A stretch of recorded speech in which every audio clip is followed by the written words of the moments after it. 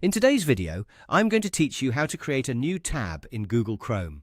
To get started, open Google Chrome on your computer. Once Chrome is open, take a look at the very top area of the browser window. This is where your current tabs are displayed. If you already have a web page open, you'll see its tab there. Right next to the Open Tab area, you'll find a small plus icon. This is the button used to create a new tab. Go ahead and click that plus icon once. As soon as you do, Chrome will open a brand new tab for you.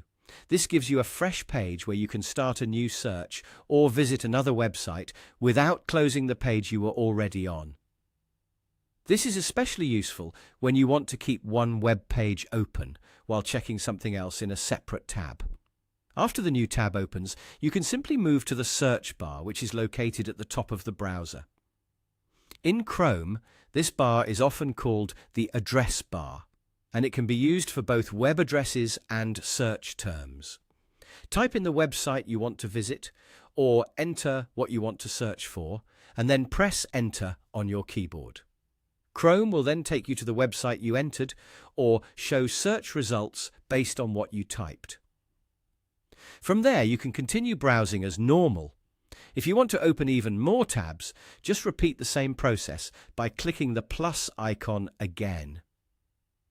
Each new tab gives you another space to browse independently, making it easier to switch between different pages.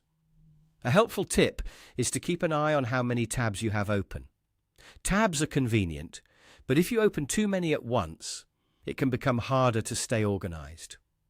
You can always click between tabs at the top of the window to move from one page to another quickly.